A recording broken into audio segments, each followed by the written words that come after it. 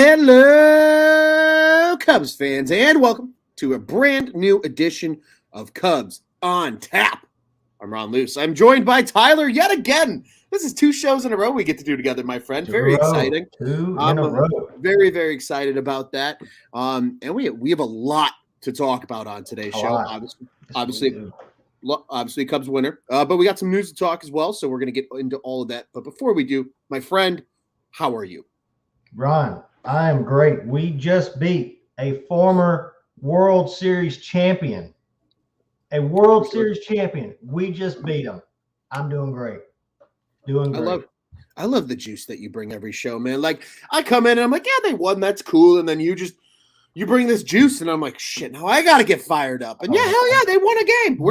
Cubbies are looking good at home right now, right? They're coming off a series win against the Marlins, even though they absolutely shit the bed. It's probably because I was there. Absolutely shit the bed on Sunday. Obviously, we didn't do a show, so sorry to everybody that was I was hopeful that we were going to have one. Schedule is conflicted. Shit happens. Anyway, they sucked yesterday. Really good rebound today. And like I said, we're going to get into that in just a second. But, dude, we got a lot of news to talk about because for starters, and maybe this is where we'll start, Field of Dreams game, obviously coming up this Thursday in Dyersville, Iowa. And they finally, officially, quote unquote, there was a leak over the weekend that ended up being correct. But they finally announced and revealed and unveiled, or whatever vocabulary word you want to use here on a Monday night, the jerseys. And initial thoughts, I like them. I want to hear what you have to say, Tyler. What do you think about the Field of Dreams? I think they look great. I like that off-white. You can't go wrong with that. I've got to ask you though, how many have you ordered already? None, actually. None. I actually don't think I'm going to buy this jersey, at least not right now. I know it's so okay. Inside joke here because, well, not totally inside joke. It was on Twitter. But for anybody that follows along with our Twitter account religiously, you cannot trust me walking around Wrigley with money in my pocket because I scooped the jersey I've been wanting for a while now. I got Mr. Christopher Morel. I saw that. I actually got to walk past him with it on. That was kind of cool. Yeah. How'd that happen? Literally, we were walking down the street. I bought that at Wrigleyville Sports, right by the Red Line right there. Shouts out to them. Great store. Walked in, looked up at the little jerseys that they have right above the door. And of course they had Morel, and of course they had my size, naturally, because they know I had money in my pocket. So I scooped the jersey and they're like, you want a bag? And I'm like, of course not. I'm putting it on right now. And so we're walking down to Murphy's because that's our usual spot. We were sitting in the bleachers. And all of a sudden I look and I'm like, what the hell? Wait a motherfucking minute. I'm like, that's Christopher Morel. And so like he kind of makes eye contact with me. And I didn't want to bother him. I know a lot of people were probably like, why didn't you go take a picture with him? Hindsight, maybe I should have, but I wanted to be respectful. He was vibing. He had his headphones in. He was just kind of bopping down the street. And I looked at him. And I kind of did one of these and it cracked a big smile and he kept going. So it was cool. I was like, all right, that made my day. Yeah. We got to see Christopher Morel. And look, I good juju, folks. He had a really good game today. We're going to talk about that here in a little bit. But the jerseys are sick. Yeah. I was going to say, I have not ordered any of the new jerseys. I did order the hat, though. I do like the hat. I like the hat. I like that logo they've got on. Yeah, it's sharp. I like that color, too. I do. I hope they can incorporate more of their throwback jerseys. Yes. Like more often next year. Like I like that jersey. I wish they would bring back the baby blues. I love the baby blue pinstripe. Of course. That's got to be like every year. That's got to be like I know we do the Friday home games for the Wrigleyville City Connect. I wish we would do something like Sunday home games. Let's wear the baby blues. I love those jerseys, but I wish that those, and then there's a gray old road jersey. I can't remember. I remember Jake Arrieta pitching in it in the last time we played at Boston. He was still there. I cannot remember the year, but I love that jersey. I wish we would incorporate that one more often too. But the jerseys are sick. I like them. They are sick. I agree. I'm a big fan of them, actually. I think the MLB got this one right. Even the Reds jerseys. I think the Reds jerseys are gorgeous. Yeah, they did. The all white with the red pinstripes looks great. Not to praise the Reds, but yeah, not to praise a division foe too much, but no, they're sick jerseys. I absolutely love them. Love the hat, love the colors. I agree. You can't go wrong with the like cream off white. It's such a good color. It looks great on a jersey. I agree though. The baby blues are always sick. Like that, the 2015 year was so much fun because that was the year they wore all the weird jerseys.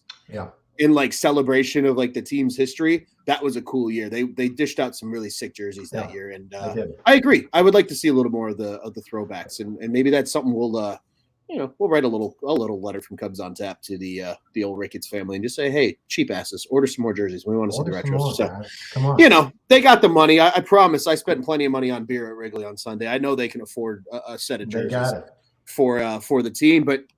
Agreed, man. It's going to be a great game on Thursday. We'll have a post-game show after that. I have no idea what the logistics of that look like, so please bear with us. Somebody, Fox, right? Yes, Fox? yes, it is on Fox. Yeah, somebody from Cubs on Tap will be on a microphone. I can guarantee that, and we'll figure that out when the time comes. But more news: Cubs adding a bat today via the waiver wire. The Chicago Cubs claiming outfielder Franmil Reyes from the Cleveland Guardians. Not terribly surprised by those. You actually called it because I saw your tweet. I tweeted at him. I said, "Hey, you're like, this makes sense. Look at this guy." Yeah, and sure as shit, they take him today. Obviously, the Carter Hawkins connection, so not terribly surprising that they take a flyer on him.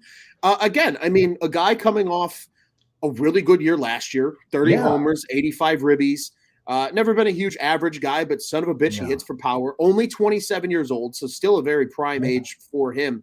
Just having a really down year, and he gets DFA'd by Cleveland. They have obviously Cleveland's probably got the best farm, if not one of the best farms in baseball right now. So they have these guys that are coming up that are starting to be ready. So they move him out, and the Cubs are like, "Hey, we'll take a shot on him." Wow. Yeah.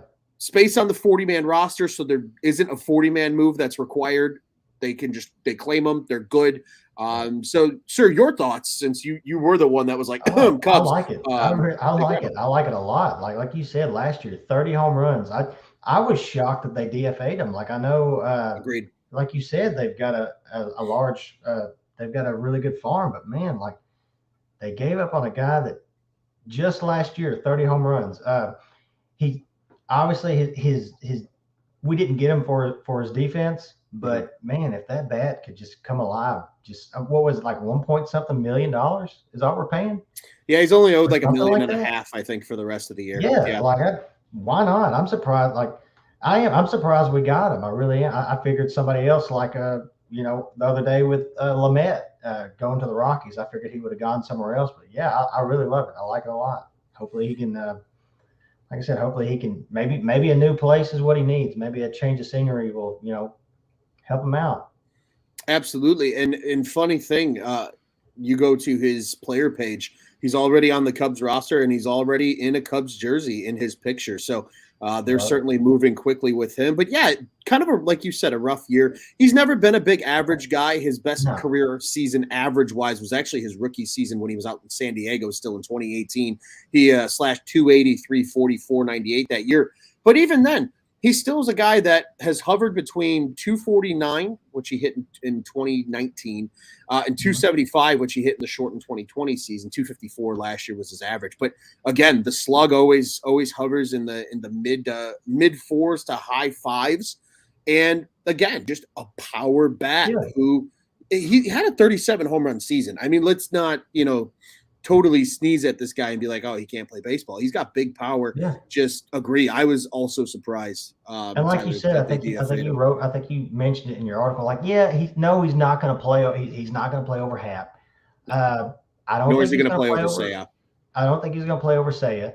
No. And throw him in the DH spot when Willie's not. When Willie's not DHing. The days Willie's catching, and you could spot start him here and there in left and right, and give him a few games to, figure it out. And man, he gets into one, he's going to hit a tank at Wrigley. I mean, it's going on the rooftops. That guy could do it. Hell yeah, that dude hits moonshots. Yes. If there's anybody that can put a ball anywhere near the rooftops, it is certainly Franmil Reyes. He's got Soler power. Yes, he does. It's scary, man. He's a big dude. Like, yes. Don't be fooled, folks. He is 6'5", 265. That is a big human being. hitting baseballs, and you know that size comes with that with their the strength comes with the size. Good Lord, I can't speak. It's a Monday, but agreed. I think a great pickup, low risk, high reward is kind of the way I've described it to friends when talking to them about it over the course of the day. So certainly love that move, but also big news, also involving an outfielder. This one, I think we need to take true time to digest and discuss, because I have a thought on it. I want to hear from you first, of course, but Jason Heyward announced today by Jed Hoyer that he and the Cubs have agreed to part ways after the season. He will remain inactive for the remainder of the 2022 calendar year, so he'll still be technically with the Cubs, more so for his clubhouse kind of rapport and things like that, which I think is a good move. But he will be playing for a new team in 2023. Somebody's going to pick him up for a couple $1 million, no doubt about it. Just won't be the Cubs. Just won't be the Cubs. So, sir, I want to turn it over to you first. Initial reactions here to the Jason Heyward news and what you think. I wasn't necessarily surprised, because we've been talking about it all year long. When's it going to happen? I think what Jed did was probably the most respectful way he could do it. Mm-hmm. Yeah, Jason Heyward wasn't the best offensive player. He wasn't the did he live up to his contract? A lot of people can probably debate it, just because, we did win a World Series, when he was there in the speech and all that kind of stuff. But I can't be mad at Jason Heyward for taking that contract. Anybody in their right mind would have took that contract. Absolutely. I read a comment earlier. There's someone said, Heyward should have stepped down or retired or, done all this, a lot sooner. And it's like, dude, listening to all the guys, I don't know Heyward personally, but just listening to all the articles and the interviews about that guy, like, that dude was a professional. That dude, was a grinder. My opinion of him based off all that is just that dude, worked his ass off. So for somebody to say, he took his money and, just said, fuck it, I'm done, is bullshit. It's not like that guy was trying to live up to that contract. He was it bothered him that, and I'll be one of the first ones to say that, yeah, I criticized him a lot, but at the end of the day, dude was professional. He was a leader in the clubhouse. But and Hoyer even said it in his interview today. It was time, and maybe he could have done. Maybe a lot of people could say it could have happened a lot sooner. But I think he did it in the most respectful way that he could. Yeah, absolutely, incredibly well put, and I absolutely agree with you, my friend. I agree. Yes, it was time. I think it's a good move for both sides. I think Jason getting a change of scenery, not being under the microscope anymore of a city like Chicago with the big contract, right? Not to say that he couldn't handle the pressure. I mean, the guy is a consummate professional, as you said. No. Certainly one of the best in baseball, in my opinion, when it comes to that. But a lot of people agreed, criticize the bat and everything like that. And everybody's, of course, they're like, what, the $184 million speech? You wouldn't trade $184 million for another World Series? Come on now. Exactly. First off, right there. Secondly, he won multiple Gold Gloves with the Cubs. Like, a lot of people still forget, he was elite defensively. In my opinion, in a season like 2016, when you were, no offense to this guy, because he had the big power. You actually just mentioned his name a little bit ago here. Jorge Soler was not that great defensively in right field. And Schwarber was out most of that season. Yes, he was, because he was hurt. Yeah. So it was Jason and Dex with Willie sometimes out and left, Zobrist. Yeah. Like, he had to do a lot. He did as a defender, and he lived up to that aspect of it. And then, yes, the leadership alone is enough. I wouldn't be shocked, because a lot of people are like, oh, Heyward needs to retire. Heyward's only 33. Like, he's probably going to play at least 2 to 3 more seasons before he calls it a career. Let's just, even if he is a fourth outfielder on some team, he's going to play at least 2 more years.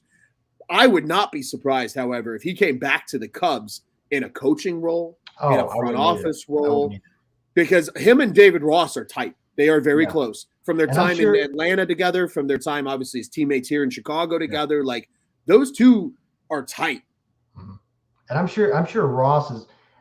obviously he's not, I'm sure he's not glad, but it took this also took the pressure off of Ross. Like if Hayward did come back this year and be like, look, you're not playing very well, I'm going to bench you for these guys. And I think Hayward would have been all right with that because, like we've been saying, he is a professional, but at least now he doesn't have to deal with that confrontation, if you want to call it that. Like he can, Absolutely. And like you said, I think he'll probably continue to, they done said that, yeah, you're not playing the rest of this year. I think he's the type of person that will at least stick around and help out the young guys, and maybe even like you also said, come back later down the road. I can see that happening. Yeah, and again, the guy's a consummate person. He's good for these young guys for the rest of the season, at least be in that locker room.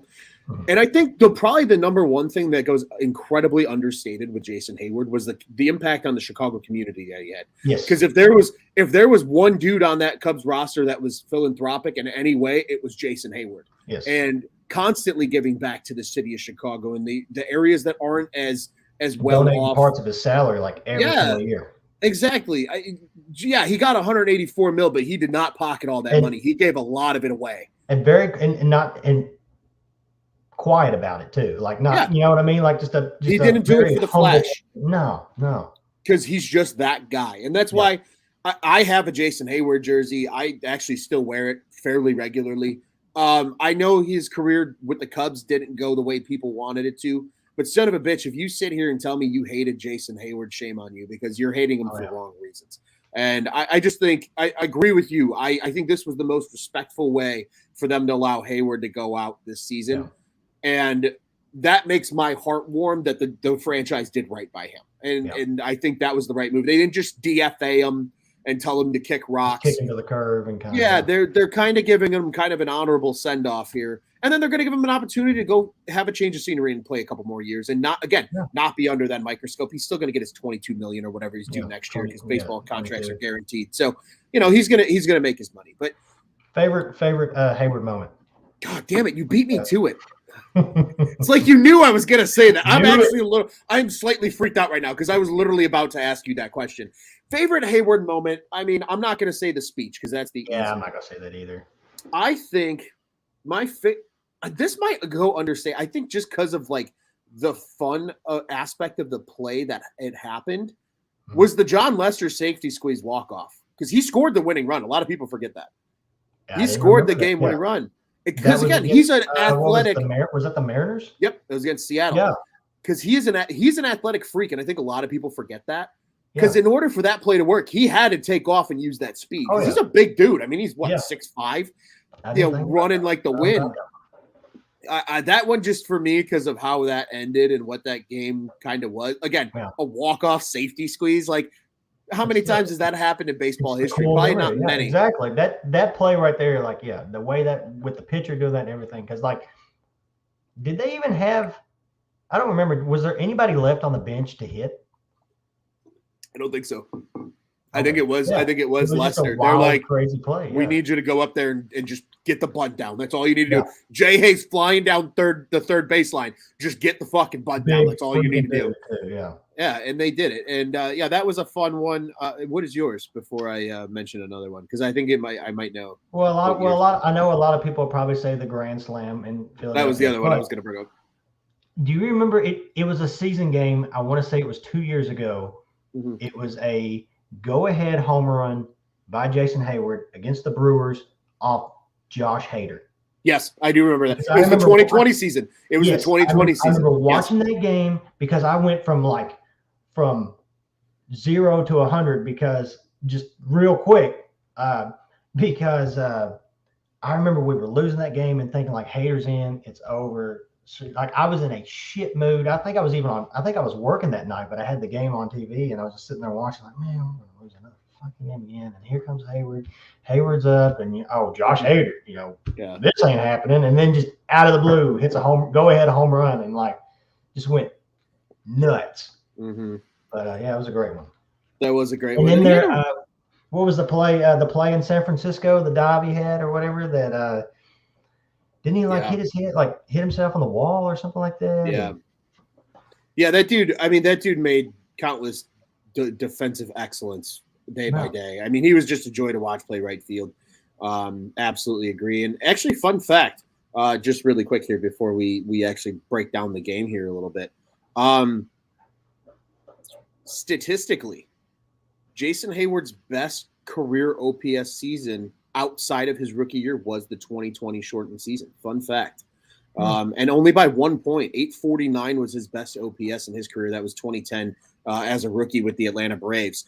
Also had an 18 homers, 72 games to go with that. But 848 was that 2020 year. Do you remember his rookie? Do you remember his very first game, his rookie year? He went yard. Man, went yard. Like Zambrano. That game was a blowout too. By the way, I remember oh my gosh, I was sick to my stomach that game. But yeah, I remember he got that first at bat, wasn't it? Mm-hmm. First career at bat, he went yard. Yeah. Hey, a hell of a career for Jay Hay. I still have love for him. I know you do as well. Certainly was worth, taking a good portion of tonight's show to talk about it because it's big news, right? It's not like a guy that's only been with the team for 2 seasons. The guy's been around since 2016. Yeah. One of the few remaining links to that World Series team outside of Hendricks and Contreras. So, to again, like you said, absolutely perfectly, the respectable send-off for a guy like Jay Hay with what the Cubs announced today. So let's talk about a winner now because we were excited coming onto this show because the Cubs won a ball game and they won by a final score of 6-3. Keegan Thompson picks up his 9th win of the season and Wick ultimately gets the save in this one. That's his 5th of the year. We got some youth home runs as our boy Joey Ricotta in the comments here says, let Nelly V swim. Nelson Velasquez. Big home run for him as well. And then Christopher Morel getting right in that 9 spot tonight. Good to see him back and playing. He goes yard as well. Nico coming through in the clutch as well. He loves hitting with runners in scoring position. They said 381 is his average with runners in scoring position. I mean, he's been consistent all season long. Yeah. Yeah. There's a reason he's hitting in the 5-hole, ladies and gentlemen. It's because when there's guys on base, he brings them in. But let's start with Nelly V. Yeah. Because no, you're good. Great game from Nelly V. 3 hits, obviously the home run as well. He gets the DH tonight too. Doesn't have to play the field. I don't hate that whatsoever. But again, Nelly V. 2 games in a row now that we got to see Nelly V. Love to see it. It's like we talked about the other day. Like I want to see him in the lineup every day. Yes. Just let him play every day. Like Joey says, let him swim. Put him in every game. Let him play the rest of the year. I agree. He's got to, right? That's just part of the development. And if you're not going to play him every day, I'd rather see him at Iowa. I'd rather see him in Des Moines because at least he's going to play every day. He needs at bats. Give him as many ABs as he can. Absolutely. If you're going to play Christopher Morel, it's the same argument. You're going to play Morel, you should be playing Nelly V. Velasquez is a good enough defender too, where he's not like a liability in the outfield. Wasn't he? Sure. Doesn't he have a lot of games in center? Yeah, he played center on Sunday. He played center on Sunday. Yeah. Yeah, he's an athlete. Like he can. Yeah, you're going to trust a guy to play center. Yeah, I mean, sure, put him anywhere in the outfield. Right, exactly. I was going to say if you're trusted, especially in Wrigley, right? Yeah. If you're the trusted athlete to play center, you're fine in the corners for sure. Right field. And let him get used to that part. I know people, a lot of people probably don't think about it, but like we saw with even Morel playing in center, it took him a little time to adjust to that part, to learn that part, especially in center. A time like now when there's obviously no pressure, put him out there as much as you can. Let him get comfortable playing center. If he has to play if he plays there next year, so let him go out there and if he makes mistakes, it's whoop-de-doo. Wow, we're 16 games out? Okay. Right. Let him go out there and play every day and just let him, if he makes mistakes, but let him figure it out. But I want to see him in the lineup like the rest of the year. Completely agree. And especially right now, it feels like the only way he's really getting into the outfield, unless it's a day off for guys like Sayar or Ian Happ, is in center field. Unless Sayar's DHing or Ian's DHing, then you might see him in a corner spot. But now with Franmil Reyes there too, realistically, Velasquez probably is only playing center field. He was playing the outfield if he's not DHing. Yeah. So, or if it's not an off day for somebody like Ian Happ or Seiya Suzuki. So I agree. Play him every day. You played Christopher Morel every day, and he's been doing better now. He's at least tonight seems like a little bit of a slump buster game for him. that worked out kind of seamlessly. But we're gonna talk a little bit about Christopher Morel, because for him, 2 for 4 tonight, 2 runs scored, 2 ribbies for him. Obviously, the home run as well for him. That was his 10th home run of the season, so he reaches double digits now for the year. Just such a fun baseball player to play. Played third base tonight. Something we've been all yelling for to see. Yeah, play him at third. What has he played? Second, third, short, and center field now? Mm-hmm. Love it.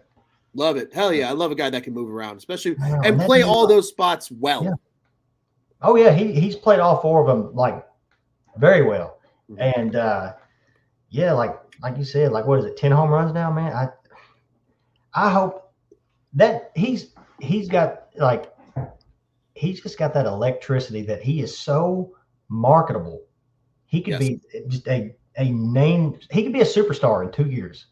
Absolutely. Maybe even sooner than that. Like if he could just keep up, like, yeah, this is his rookie year. Like, and a lot of people say, oh, you know, the second year is where we figure it all out and see, you know, I just hope next year he busts out and does the same exact thing, man. Cause that dude is so marketable. He could be a face of the game. He could. I Absolutely. mean, he just, his electricity, like I said, that he plays with, it's so contagious, man. Like he just has fun. And they were talking about that today on the broadcast on Marquee. Like, just the dude has so much fun every single game, and it's paying off. Look at him. Like he's been great so far. Yeah, absolutely. And you love to see it, right? Like you said, I mean, having a really good overall season. I know, you know, he's in a little bit of a slump right now, but that OPS just hovering just below 800. He's brought his average back up to 263 after the pair of hits tonight, but 10 homers, 31 ribbies, 13 doubles, 4 triples. I mean, the guy is electric. He's going to get Rookie of the Year votes. Like, he may not win it. I mean, you've got, I think Spencer Strider's been really good for the Braves, but he's going to get votes. He's going to finish. He could possibly finish in the top 3.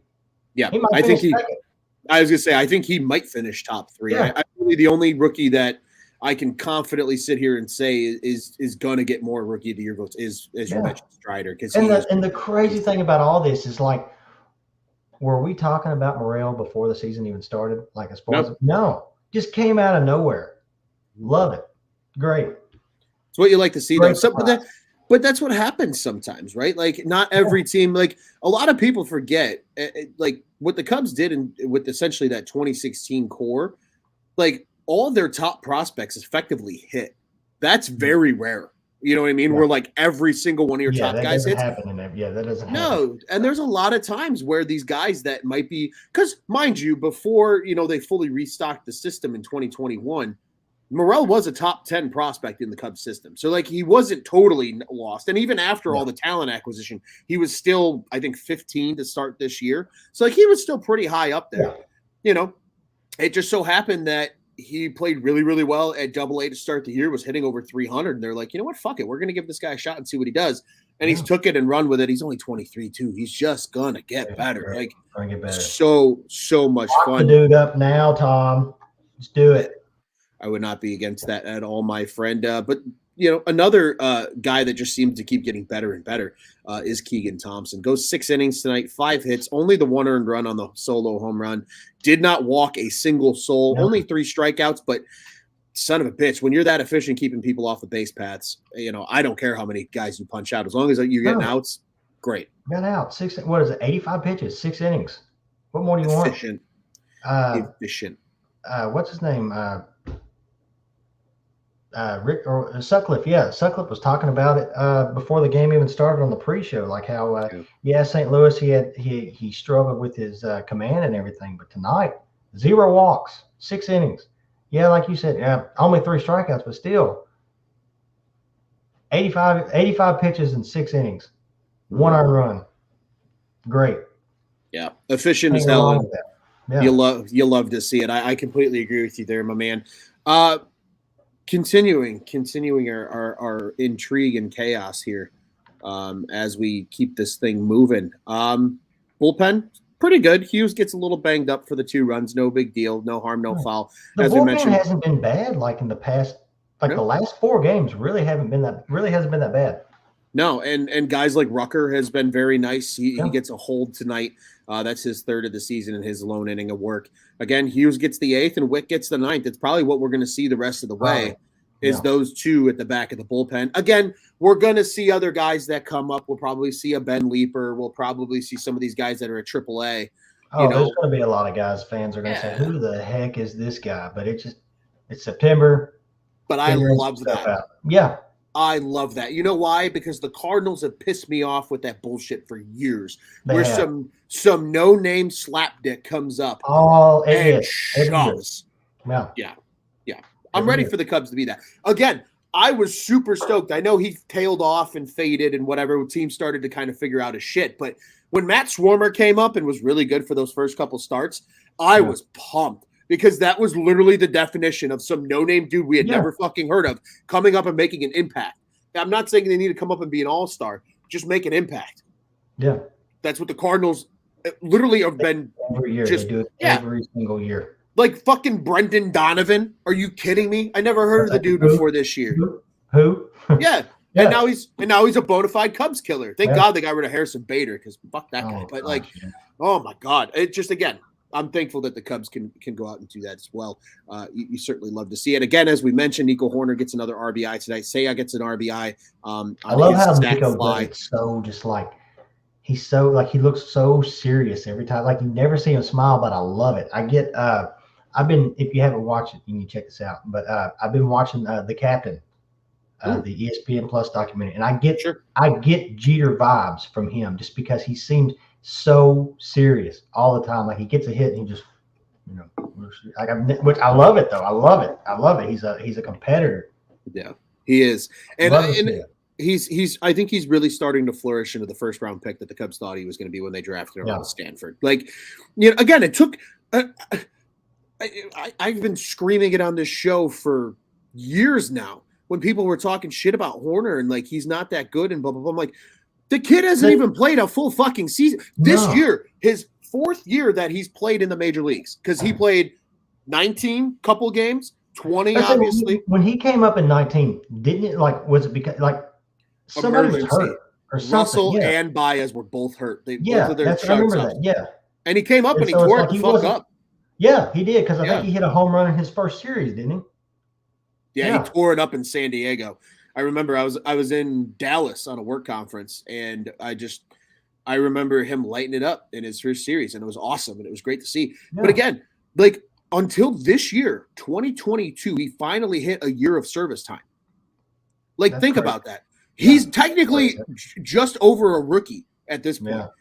And he's already this good? Sure, he was a college bat and all that shit too. Fine, whatever. We'll deal with that. But, like, he's only going to get better, right? And even this might be a good little transition to something that you wrote today as well that we can talk about. Even with the threat, I don't want to call it a threat, but even with the reports from Ken Rosenthal, you were gracious enough to write this up today for OnTap Sportsnet. You can check that out, ontapsportsnet.com. You know the drill. But the Cubs, he pretty much said, I fully expect the Cubs to get one of the big name shortstops in this coming year's market, which is, Xander Bogaerts, Trey Turner, Carlos Correa, you get it. Even with that, even if you bump Nico over to second base, I think Nico's perfectly fine at playing short too. Like, to me, if you're not getting Trey, I know Correa's technically the youngest, but if you're not getting Trey, I don't necessarily want either one of them. And to be honest, I know Joey has said this. I know Juice has said this. And even just in our conversations with you, I know you said this, in our Slack rooms. Like, if they got Bogaerts, for example, Bogaerts is coming here to play second base. He's not taking short over Nico. No. The only two that would take short over Nico are Correa and Turner. No. And to be honest, I wouldn't mind. Correa is a very good defender, and he's got a good arm. I wouldn't be upset if Correa played third. Yeah, agreed. But also with Nico, depending on who, whatever happens, there was also talks at the beginning of the season of Nico even possibly playing center field. So you could play that guy anywhere too. Yeah, he's an athlete. He can move around if you need him to. Honest to God, at this point, like you could have a lineup next season based on the versatility that this team has as a roster, where like in any given week, you could have Christopher Morel play more than one position. You could have Nico Hoerner play more than one position. You could have whatever big name shortstop you get, because those guys can all pretty much play second, short, and probably third, Yeah. Nelly V.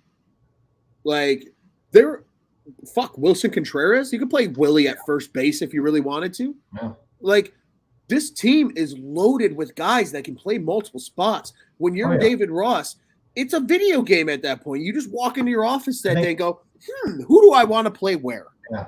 I think the days, speaking of that, the days of, because you hear all that and you hear, if we do get a star shortstop or one of the big shortstops, whatever, I think that the one guy I think about that's probably going to lose some playing time is Nick Madrigal. And what I was going to say is I think the days of the strictly second baseman are probably gone or getting close to be. I mean, unless you're like a Jose Altuve that can just hit the ball like anywhere you want, just the straight up second baseman's probably gone. Yeah, no, that's really true, because you look at the evolution of the game so far, and when I think like great second baseman, right? Like I remember the Dan Uglas of the world, and I remember the Craig Biggio's. Obviously, Biggio played more than one position as well, but like, you remember those guys, right? I agree. Altuve right now is really the only like uber elite second baseman that's only a second baseman. Like, even you look around. Cronenworth for the Padres, but he plays first, second, third, I think. He plays everything. Yeah, he plays everything. Whit Merrifield plays everything. Right. Like, these guys might get more starts at second, but they are just not, like you said, the exclusive second baseman is, I agree, very much dying in today's game of baseball. It's kind of just becoming a position of like, hey, we're just going to move our infielders around and somebody's playing second today. Because like, look at what's happened with the Cubs this year when Madrigal has been hurt, right? It's been David Bodie a little bit. It's been Christopher Morel a little bit. It's been, Jonathan VR at one point who played multiple positions. Like all these guys played multiple spots. Forgot about that guy. Yeah, right. Oh. Even Andrelton Simmons played second. Oh god. And that dude was exclusively a shortstop for his entire career. So I agree with you. I think that's actually a really good point that like the true I only play second base every day is dying. It's gone. Dying. And I think just there's always going to be guys on every team that only play one spot, and that's fine. But I think you're going to see a lot more guys that can play 3, 4, and 5 positions on the field. We saw it last year with KB. We're seeing it this year with Christopher Morel. Like, you're going to have these guys that can move around. And even, I'm not saying everybody needs to be Christopher Morel or Ben Zobrist and can play every position on the field other than catcher. But if you have at least guys that are maybe middle infielders that at least can play second and short, that's all you need. Yeah. Oh, yeah. I agree. I like that point, though. I'm glad you brought that up. I actually like that. I feel like that could be an interesting article. We'll throw little hints out there. But, sir, I feel like we've beat this game up. Willie got 2 hits tonight as well, things you like to see. Just a good offensive game from the Cubs, good pitching from the Cubs. They get a well-needed win. They beat up on a Nationals team that, admittedly, they should. And they just competed. It's like we talked about the last. It's just a really good competitive win. Yeah. And I made a quick note. I think it was like the 8th inning. They were up 4-1. Guys on first and third, and Ortega steals third. The pitcher's just not paying attention. He's kind of standing there. I don't think he was mixing up his looks. And just steal third. And I can't remember who was behind him. Was behind him and stole second. I was like, just a very heads up competitive game, competitive win. It was great. Love to see it. Yeah, and I mean, Sunday's game was such a shitter, but like them to rebound the way they did today, and like you said, play with that kind of attentiveness even late in the game. I think that's a credit to the coaching staff. I think that's a credit to David Ross and all the other coaches that are in there. Like they got these guys playing. Ross is not going to let these guys the last month and a half of the season just sit back, shit the bed, not give a shit, half-ass, all that kind of stuff. He's not going to do that. He's not going to allow that. He is not that kind of. He wasn't that kind of player. Nope. He's proved so far he's not that kind of coach. Not going to happen. I was going to say a large reason why they were so competitive in 15 and 16. Sure, Joe Madden was the laissez-faire manager, but David Ross was on guys' asses often. He was a player manager or a player coach of sorts for those 2 years of Cubs baseball. And you saw it in the win-loss column, right? The 15-year was magical just because they were ahead of schedule, and then obviously the World Series year was it's sensational itself. And as Scott said way earlier in the comments, but we're finally getting to it, my friend.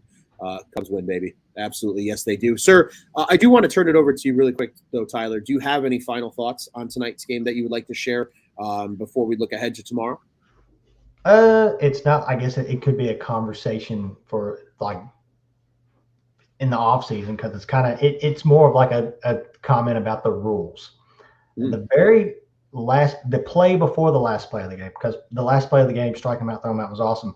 But the play before that, Palacio, the guy for the guy hitting for the Nationals, check swung.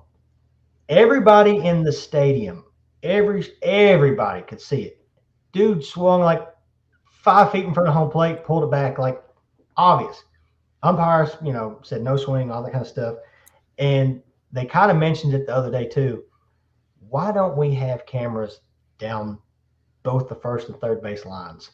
And why can't we, I know that's like a judgment call, but like if we're going to try to get all, let's get the rules right, let's get the calls right, all that kind of stuff. Why not have like a camera on both lines? You check that, you see it real quick. Oh, did he go? Oh, let's look real quick. Oh, no, he went. Just a small, just something I saw at the end of the game. I was like, man, I get it. Like, you don't want to take, some people don't want to take the human aspect out of the game. Some people are like, no, we want the calls right, whatever. We've got the technology for it. Why not try it? I don't know. I just saw it. I was like, which granted, we ended up, getting the guy, we ended up, we struck out again. But, yeah, that just something I saw. I was like, man, why not? I like it. I mean, they do kind of have the cameras. I think they're in like the well that kind of have that angle. Yeah. Just have some guy just put an earbud in all the umpires' ears, and literally on a check swing, when he appeals down to the line, and they all get it in their head. There's some guy at a screen that says, "Yep, that's a strike," or "Yeah, he went," or "No, he didn't go." If they're really not sure, most of the time they get it right. Isn't it the same way with when they call fair and foul? You can't. It's more of a judgment call by the they can't go back and review that, right? Fair and foul is not reviewable. Same thing. Which I to an extent I understand. More so for the pace of play, because that would slow the game down. It would. You're right. You're right. I think that's the only reason. But again, I agree, and that's just more policing on behalf of the umpires of hey, trust each other too. You have fucking first and third base umpires down the line for a reason. Check with them, and if they both screw it up, then they just shouldn't be umpires. That's kind of how I feel. Do your job. That's all it is. But I hear you there. I think it's an interesting point nonetheless, though. So I'm glad you brought it up. My quick thought: I shared this with you before we started and hit the live button. When Christopher Morel needs to get right, just put him in the 9-hole. That just seems to work. I don't know why. It's hysterical, but I fucking love it. It's like his reset. You just put him down there. I saw the tweet. I admittedly had to run around and do some stuff tonight, but saw the tweet, and they said that as Christopher Morel rounded first, he looked at Napoli and he said, "I'm back," as he rounded first after hitting the homer. And I'm like, I like that fucking swagger. Hell yeah. He's like, I got it. I'm all right. Put him in the 9-hole. It worked for Nico. Look what it's done to Nico. Yeah.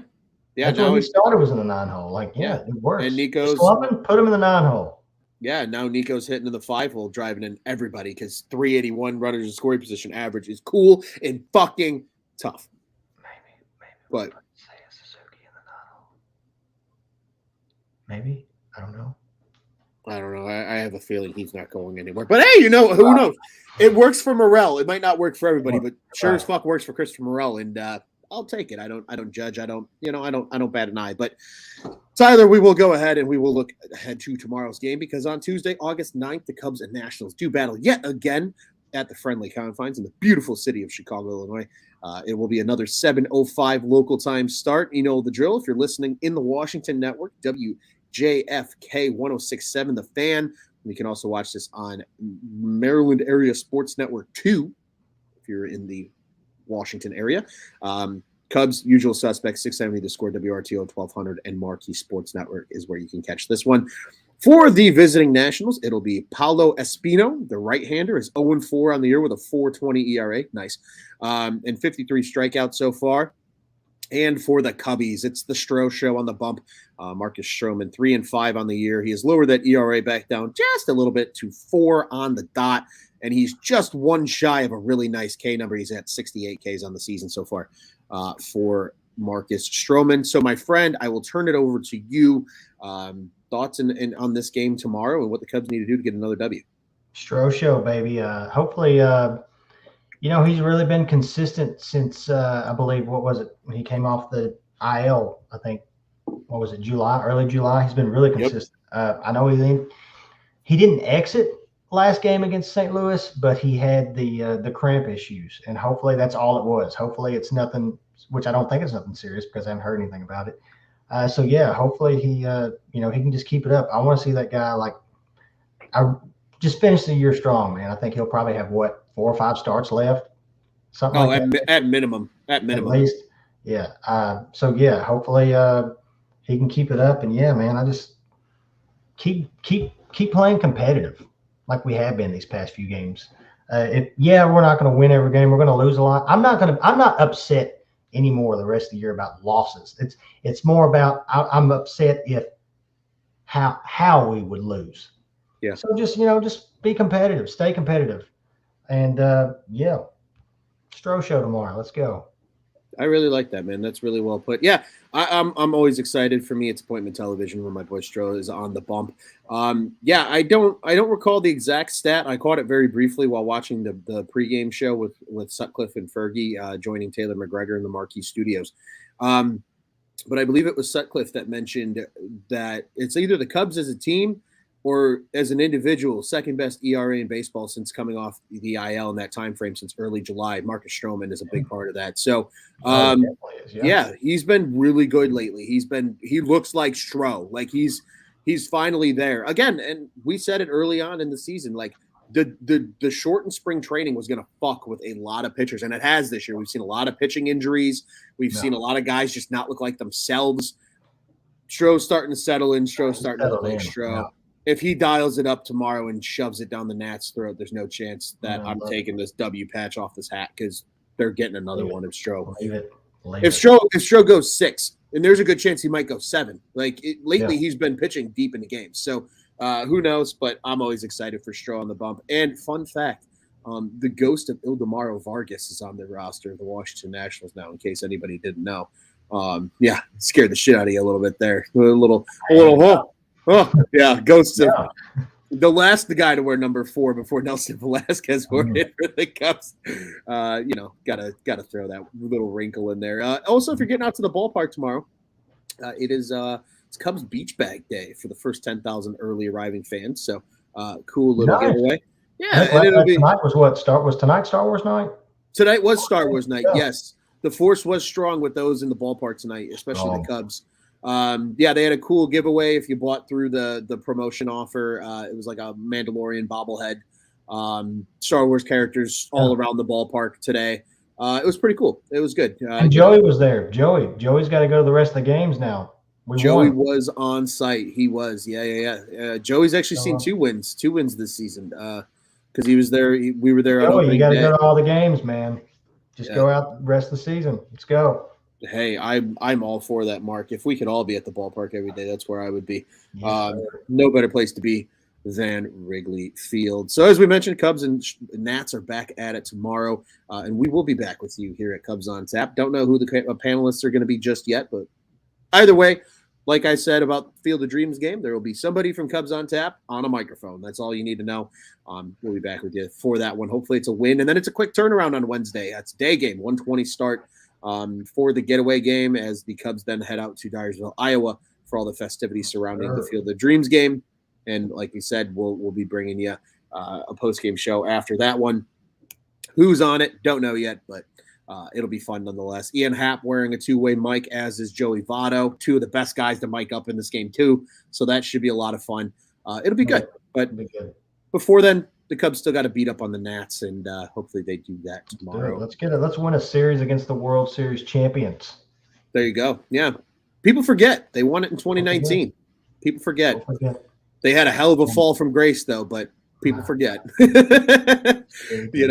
It happens sometimes. But Tyler, before we get out of here, though, I do want to remind everybody that Cubs on Tap, we are the official Cubs podcast of the On Tap Sports Network. You can check out all of our great work over at ontapsportsnet.com and at ontapsportsnet on social media. You can follow the pod-specific accounts here for us at Cubs on Tap. We're at Cubbies on Tap, Cubbies, on Twitter and Instagram. I am at Loose on Tap on the Bluebird app. Tyler is at TeddyFreddy270 on same app. And then follow all of our other great co-hosts and contributors at Joey Knows Nothing, at Juice on Tap, at Bulls Guy Rob, who's got a sick minor league piece coming out tomorrow. A little plug there. Make sure you go check that out. And at Brandon M. Kane, who does a lot of great work with us with our series previews and whatnot. Bulls, Bears, Blackhawks, you know the drill. We got it all. Bears, Training Camp Bears on Tap, guys, I believe are actually live right now.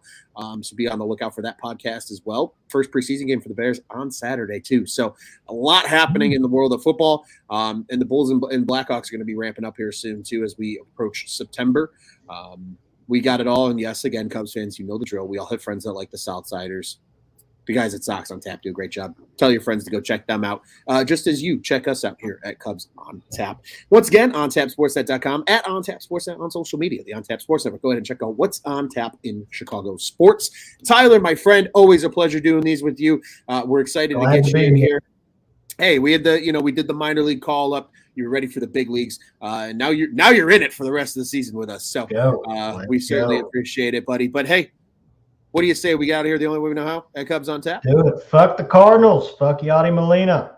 And let's go Cubbies.